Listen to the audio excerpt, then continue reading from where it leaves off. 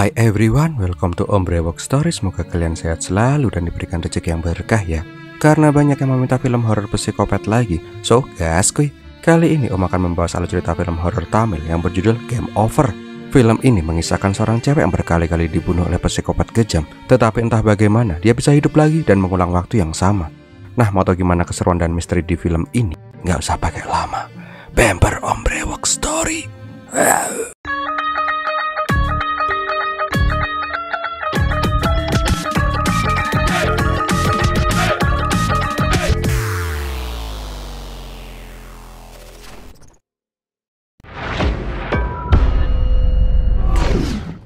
Awal kisah di daerah Chennai pada tahun 2017 diperlihatkan seorang mbak-mbak yang pesan GoFood di rumahnya. Tetapi tanpa dia sadari, dia sedang dipantau dari kejauhan. Pada saat dia di dalam rumah pun, semua gerak-geriknya selalu diperhatikan oleh seseorang. Namun ketika dia sedang tidur, dia menyadari bila ada orang yang masuk ke kamarnya. Scene kemudian berpindah ke mbak-mbak itu yang sudah dikerukupin tas kresek. Dengan meronta-ronta, dia mencoba meloloskan diri. Namun tak lama terdengar suara seperti pemenggalan. Dan benar saja, mbak-mbak itu sudah duduk tanpa kepala di halaman. Dan tiba-tiba tubuhnya terbakar. Diketahui juga, ternyata tidak hanya mbak itu yang menjadi korban. Psikopat pembunuh itu terus saja menyasar wanita-wanita dan membunuhnya dengan sangat kejam. 1 tahun kemudian, diperlihatkan bila mbak-mbak manis yang lagi jogging kendal-kendul. Wanita itu bernama Swapna, seorang game designer yang bekerja dari rumah. Di rumah itu, Swapna hanya tinggal bersama ART-nya yang bernama Kalama dan satpam yang bernama Anwar. Diceritakan Swapna ini sedang tidak baik-baik saja dengan kedua orang tuanya, sehingga dia memutuskan untuk tinggal sendiri jauh dari orang tua. Intinya hidup Swapna hanya dihabiskan untuk mendesain game dan bermain game. Nah, pas Kalama pengen membersihkan ruangan Swapna yang amburadul, tiba-tiba tato di tangannya terasa panas. Dia juga mengatakan kalau beberapa hari ini tatonya membuat tangan selalu sakit, padahal tato itu sudah 1 tahun dibuatnya. Dan dijelaskan juga hari-hari Swapna pun hanya dihabiskan monoton seperti itu. Sampai suatu hari setelah habis mandi, Swapna ingin mengambil barang di gudang. Tetapi pas membuka gudang yang gelap, ia tampak ketakutan dan mengingat-ingat dirinya yang sedang diikat-ikat. Dia juga marah-marah ke Kalama kenapa gudang itu gelap. Nah, pas kembali melihat ruangan gelap itu, Swapna langsung bengek nggak bisa bernapas. Dan dia pun sangat ketakutan. Ternyata Swapna ini punya traumatik dengan gelap. Ketika dia melihat ruangan yang gelap, maka fobianya akan langsung kambuh. Keesokan harinya, Swapna mendatangi psikolog langganannya. Dr. Anis pun menyuruh Swapna menjelaskan awal mula Swapna takut dengan kegelapan. Akhirnya Swapna menceritakan kisahnya. Nah, untuk terapi, akhirnya Dr. Anis menyuruh Swapna untuk menggunakan VR. Dia pun disuruh memasuki ruangan reality, mulai dari ruangan yang paling terang dan bertahap masuk ke ruangan yang lebih gelap. Tetapi ternyata fobia Swapna ini memang sudah sangat parah. Dia tidak kuat.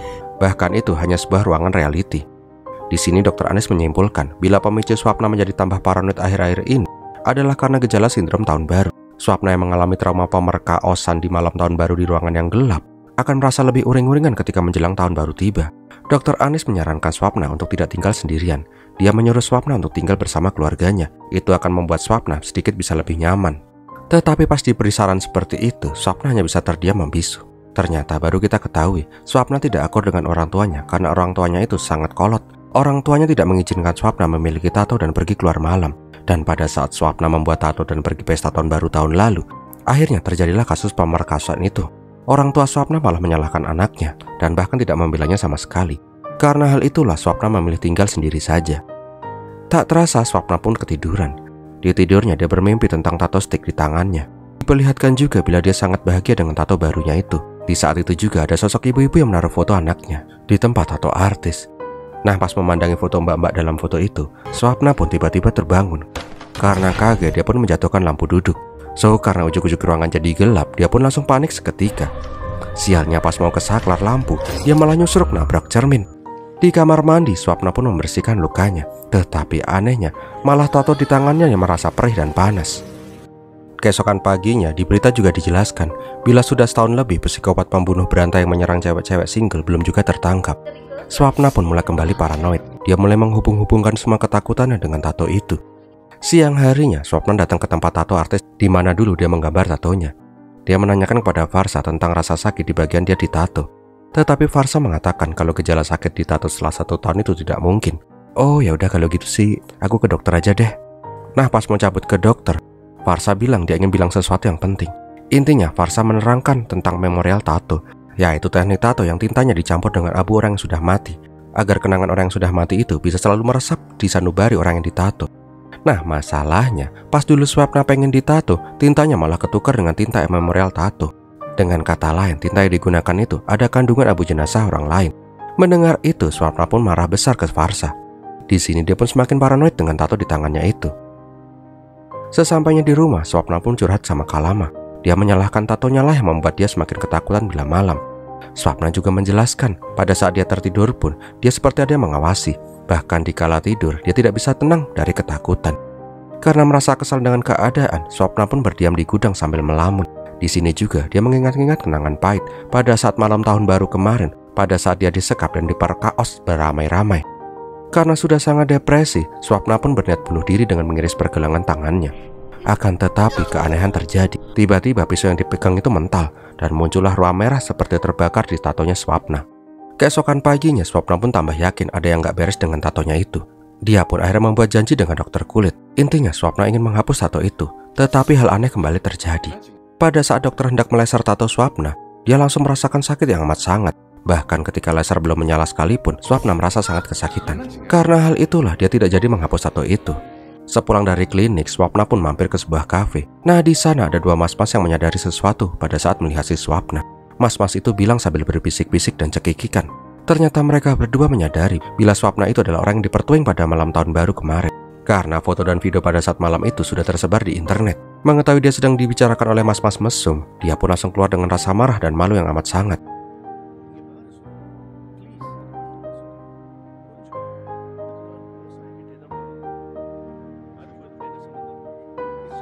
Pada saat pulang ke rumah, Swapna pun merasa sangat sedih. Dia pun mengingat-ingat semua kejadian yang membuat dirinya jadi seperti ini. Bahkan keluarganya sendiri menyalahkan dirinya. Karena sudah tidak kuat, Swapna pun akhirnya memutuskan untuk diri. Tetapi pas mau mencolot, ruangan itu langsung ada yang menggedor-gedor pintu. Nah, pas mau kembali gelantungan tapi pakai kepala, tiba-tiba lampu padam. Jelas saja, Swapna langsung ketakutan. Dan untungnya berhasil diselamatkan oleh Kalama. Tak lama kemudian, Swapna datang ke dokter Anis untuk menenangkan diri. Tetapi di sana Kalama mengatakan kepada Swapna kalau orang tua Swapna akan datang ke Chennai.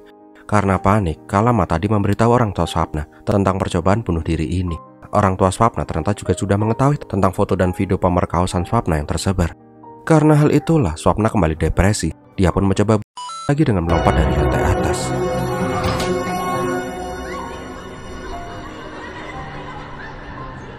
Sialnya, untungnya, inisial atau untung ya? Dah pokoknya Swapna masih hidup. Tetapi karena mencolot dari lantai atas dan ketabrak mobil, Swapna pun harus lumpuh. Selama beberapa hari, Swapna selalu ditemani oleh Kalama, dokter Anis dan polisi agar Swapna tidak berbuat bodoh lagi. Suatu hari, akhirnya Swapna memutuskan untuk menutup tato di tangannya, berharap dia tidak mengalami kesialan lagi. Namun beberapa hari kemudian, Versa dan seorang ibu yang mirip di mimpinya tempo hari datang berkunjung ke rumah Swapna. Ternyata benar, ibu-ibu itu merupakan ibu dari abu kremas yang ditatokan ke tangan Swapna. Dan ternyatanya lagi, Dr. Rena ini adalah ibu dari Amrita, cewek yang dipenggal dan dibakar di awal film. Dr. Rena kemudian menyerahkan flashdisk tentang kisah dari Amrita. Ternyata Amrita itu merupakan orang yang menderita kanker stadium akhir. Selama bertahun-tahun Amrita berjuang melawan kanker. Walaupun peluangnya kecil, dia tidak pernah mau menyerah sedikit pun. Setiap kali dia mengalahkan kankernya dan bertahan hidup, Amrita menato tangannya sebagai simbol keberhasilan melawan takdir kematian. Tetapi suatu saat pada saat kondisi Amrita sudah mulai membaik, dia pun ditemukan tewas secara mengenaskan. Bahkan Dr. Rena tidak bisa melihat sosok Amrita karena sudah hangus terbakar dan menjadi abu. Karena kesedihannya, Dr. Rena pun berniat menato dirinya dengan abu mendiang Amrita. Tetapi karena kesalahan teknis, tinta itu malah tertukar dengan tintanya Swapna. Di sini Dr. Rena ingin melihat tato yang dibuat dari abu anaknya. Ketika melihat tato itu, Dr. Rena pun tidak bisa menyembunyikan rasa sedih dan bahagianya.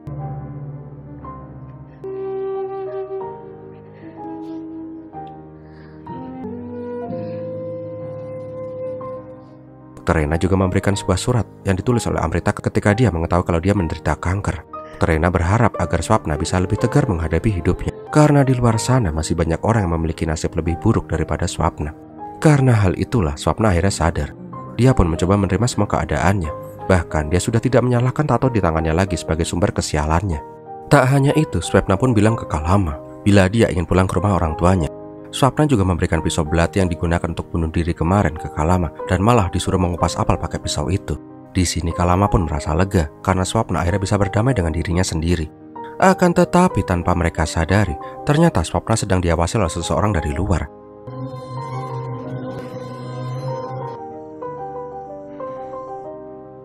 Malam harinya Swapna pun ketiduran di sofa. Namun di luar ada seseorang yang masuk ke dalam rumah Swapna.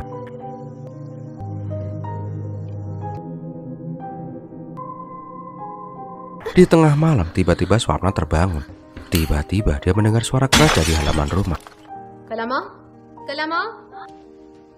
Karena Pak Anwar tidak bisa dihubungi, tak lama Kalama pun memeriksa sumber suara itu. Karena dilihat dari jendela tidak ada apa-apa, Kalama akhirnya keluar untuk mengecek. Namun dia malah langsung diserang oleh seseorang.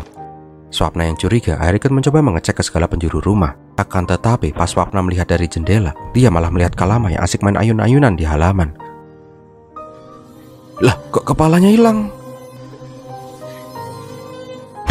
Pakai om kaget. Jelas saja Swapna kaget dan kabur dong, dilempar kepala kayak gitu. Dia pun langsung hendak menghubungi polisi, tetapi tiba-tiba listrik di rumah itu jebret sendiri. Alhasil Swapna pun kembali bengek karena fobianya. Gak cuman itu, karena panik Swapna pun malah nyusruk dari kursi roda. Pada saat dia merangkak, terjadi keanehan ketika tato di lengannya tiba-tiba berubah menjadi 3.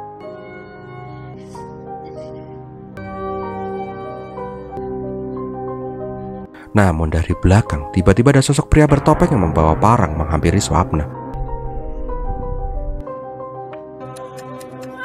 Melihat Swapna yang ketakutan, pria bertopeng itu menginjak kaki Swapna.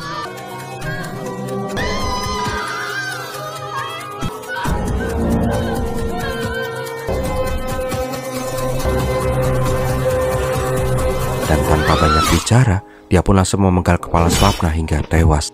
Tak hanya itu, Swapna pun langsung dibakar di tempat. Tiba-tiba Swapna kembali terbangun dari tidurnya. Alah, mimpi toh. Tapi kok aneh ya, tatonya kok sekarang ada 2. Dan yang lebih membuat Swapna heran, dia terbangun persis seperti kejadian di mimpinya tadi.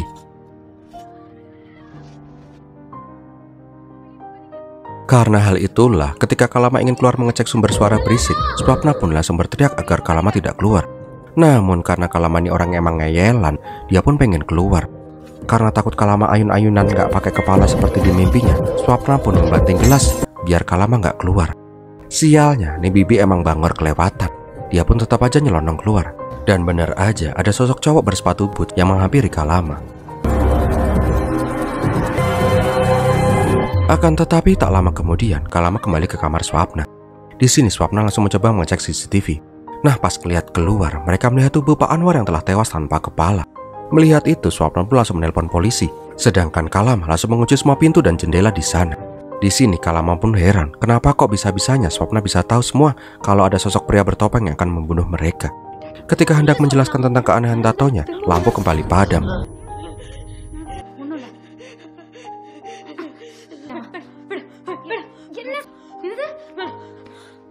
Gak cuman itu, tiba-tiba kamar mereka disiram bensin dan dibakar dari luar. Dengan susah payah, mereka pun keluar dari kamar. Namun pas keluar, ada sosok pria bertopeng yang lagi duduk santuy. Di saat yang bersamaan, polisi juga datang ke sana. Sialnya pas mau kabur, Kalama dibacok dari belakang oleh Mas bertopeng. Sedangkan Swapna dijumpalitin dari kursi rodanya.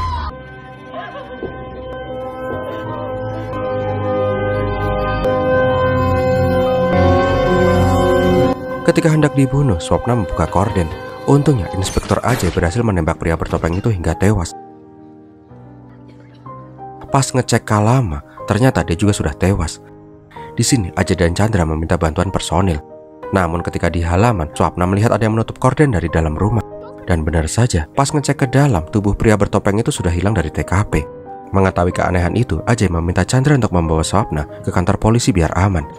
Singkat cerita, Swapna diungsikan menggunakan mobil polisi. Namun pas di jalan, Swapna melihat sosok pria bertopeng di kursi roda miliknya. Ternyata tidak hanya ada satu pria bertopeng, bahkan ada 3 pria bertopeng. Dan salah satunya membawa kepala Ajay yang sudah dipenggal. Lah, pakai dada-dada segala lagi. Dan benar saja, ternyata mobil itu sudah dibakar tangki bensinnya. Dan Swapna pun kembali tewas mengenaskan. Kembali lagi Swapna terbangun dari tidurnya. Ketika dia ingin kembali menyalakan lampu, dia pun berpikir sejenak. Akhirnya Swapna pun menyadari kenapa tatonya yang awalnya 1 menjadi 3. Dan setiap dia mati, tatonya hilang 1. Ini sama persis dengan permainan video games.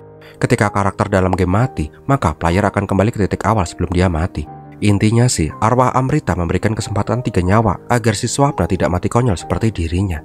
Di saat yang bersamaan, diperlihatkan Pak Anwar yang sudah dibunuh oleh ketiga psikopat bertopeng. Nah, dengan 1 nyawa yang tersisa, Swapna pun langsung memanggil Kalama. Dia pun berniat melawan 3 psikopat itu dulu sebelum dirinya dibunuh. Swapna juga menghubungi polisi agar segera datang dan memberikan rute paling cepat sampai di rumahnya. Di sini Swapna menjelaskan semuanya ke Kalama dan meminta agar Kalama tenang. Intinya, kalau mereka tidak tenang, mereka mati. Pokoknya Swapna mengajak Kalama berjuang bareng daripada mati konyol. Nah, kali ini bukan para psikopat yang mematikan listrik, melainkan para cewek-cewek mematikan listrik rumah itu. Ketika para psikopat mencoba memasuki rumah, dari balkon lantai 2, Kalama menyiram bensin ke salah satu psikopat bertopeng. Nih tak balang kembes.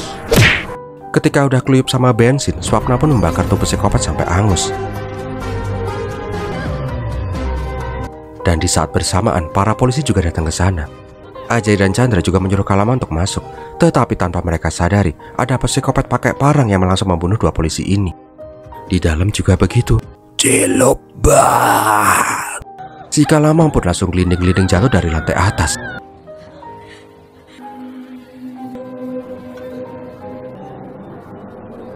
Nah, ketika psikopat celurit hendak membunuh Swapna, Kalama yang lagi kesakitan berhasil menusukkan pisau ke kaki tuh psikopat. Duh, ngilu. Itu kenapa harus kaki sih? Kan bisa kantong kemenyan tuh psikopat. Jadi sunat 2 kali kan dia jadinya. Nah, pas tuh orang lagi ngilu kakinya, Swapna pun langsung ngeplak tuh penjahat pakai dudukan kursi roda. Sialnya tuh orang berhasil menyerang balik dan nindihin tangan Swapna pakai kursi roda. Dengan sekuat tenaga, Swapna pun mencoba meraih dudukan kursi roda. Untungnya dia berhasil ngeplakin tuh psikopat hingga tewas. Tetapi nyawa mereka belum aman. Psikopat parang akhirnya ikut join mabar. Dengan sekuat tenaga tersisa, Swapna dan Kalama mencoba masuk ke kamar. Akan tetapi si Kalama malah diseret dan dibunuh. Pada saat menyisakan Swapna dan Mas Parang saja, di dalam kamar, Swapna melihat cermin yang pecah kemarin. Dia pun langsung menjatuhkan cermin itu, berharap dia bisa menusuk tuh psikopat dengan pecahan cermin.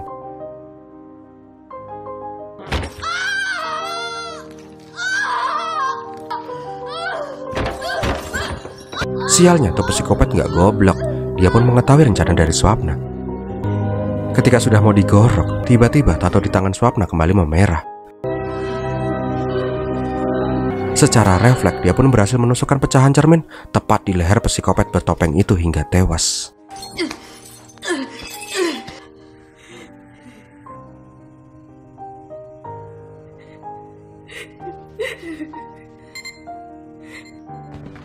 Dan di akhir film diperlihatkan bila lampu sirene polisi datang ke rumah itu.